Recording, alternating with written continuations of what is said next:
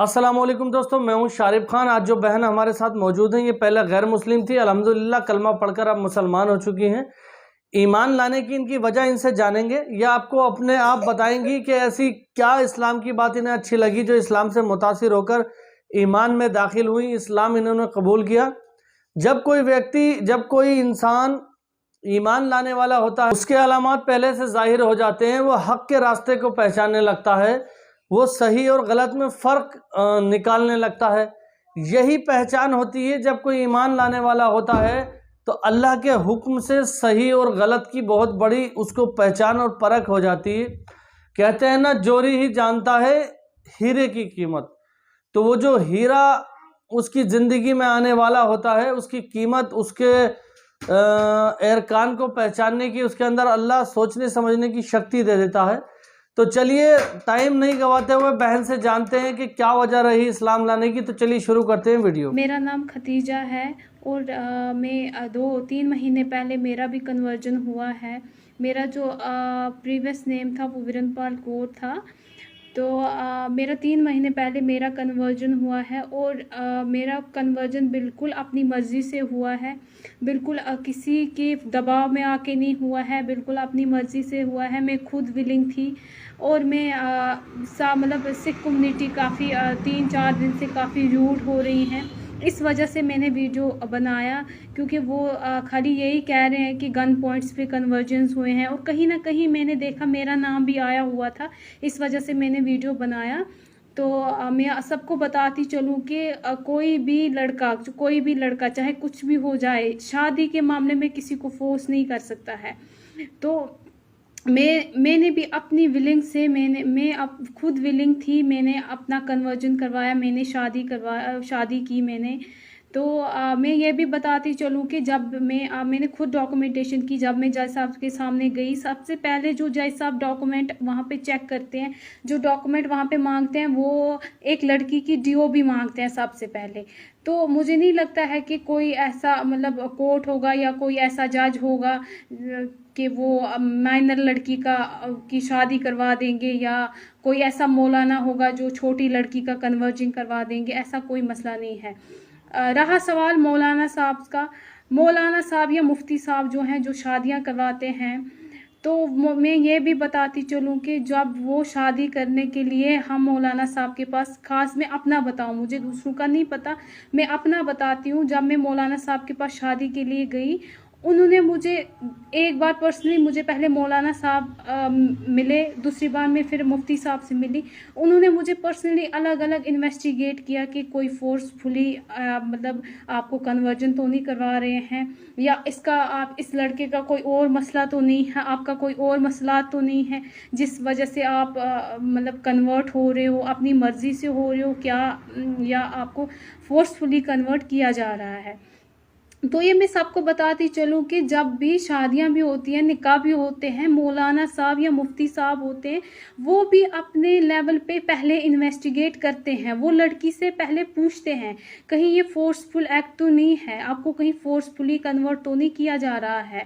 तो उसमें काफ़ी 2-4 दिनों से जो ये सिख बरादरी हमारी है वो काफ़ी रूड हो रहे हैं। तो मैंने इसीलिए वीडियो बनाया कि मैं ये बताती चलूँ कि कोई भी कन्वर्जन या कोई भी शादी, खासकर शादी, बाकी चीज़ों का मैं नहीं बोल सकती हूँ, खासकर अगर कोई शादी होती है तो वो बिल्कुल फोर्सफुली कोई शादी नहीं हो सकती है। तो गन पॉइंट पे लव जिहाद का तो कोई मसला ही नहीं है। इन्होंने कोई, मैं सबसे अपील करती हूँ कि प्लीज़ फॉर गॉड सेक इस मसले को पॉलिटिकल इशू ना बनाएं। पॉलिटिकल इशू बनाने की कोई ज़रूरत नहीं है। ब्रदरहुड को तोड़ने की कोशिश की जा रही है कश्मीर में। तो ये जो आपसी बरादरी है, सिख बरादरी या मुस्लिम्स की आपस में जो बरादरी है, उसको तोड़ने की कोशिश की जा रही है। मैं अपने ससुराल में खुश हूँ, मैं अच्छे से रह रही हूँ। मैं लगभग 2-2.5 महीने से अपने ससुराल में रह रही हूँ। मैं बहुत खुश हूँ, अच्छे से रह रही हूँ और ऐसा कोई मसला नहीं है मेरे साथ। मैंने खुद अपना कन्वर्जन खुद अपनी मर्ज़ी से किया था और मैं एक बालिग लड़की हूँ। मेरे अपने फंडामेंटल राइट्स हैं। मैंने अपने फंडामेंटल राइट्स को यूज़ किया। मैंने अपनी मर्ज़ी से शादी की, जो मुझे फंडामेंटल राइट है मेरा। मैंने अपनी मर्ज़ी से रिलीजन को चुना, जो मेरा फंडामेंटल राइट है। जो मुझे फंडामेंटल राइट है, कॉन्स्टिट्यूशन ने दिया है मुझे वो फंडामेंटल राइट कि मैं अपनी मर्ज़ी से शादी कर सकती हूँ, मैं अपनी मर्ज़ी से रिलीजन चूज़ कर सकती हूँ।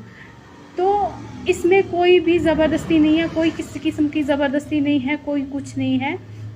तो मैं आखिर में यही बोलना चाहती हूँ कि मेहरबानी करके आप इस चीज़ को पॉलिटिकल इशू ना बनाएं, कोई भाईचारे को तोड़ने की कोशिश ना करें। ऐसा कोई मसला है, किसी लड़की को कभी भी फोर्सफुली कोई कन्वर्ट नहीं कर सकता है। और आजकल की जो जनरेशन है, खासकर आजकल की जनरेशन को कोई भी कन्वर्ट नहीं कर सकता है फोर्सफुली, ये हम सब अच्छे से भली भांति जानते हैं। तो मैं सबसे यही अपील करती हूँ कि मेहरबानी करके पॉलिटिकल इशू ना बनाएं। तो मेरा भी कन्वर्जन जो है वो बिल्कुल मेरी मर्ज़ी से हुआ है, मैं खुद अपनी मर्ज़ी से। और ये भी मैं बोलूँ कि मेरे जो कन्वर्जन हुआ है 70% जो मैं कन्वर्जन को अपने को रीज़न दे रही हूँ वो है कि मैं इस्लाम से मुतासिर थी, मैंने कन्वर्जन किया। 30% ही मैं लव की ओर जा रही हूँ। तो इस वजह से मेरे मामले में कोई ये नहीं बोल सकता है कि फोर्सफुली कन्वर्जन हुआ है या और कोई चीज़।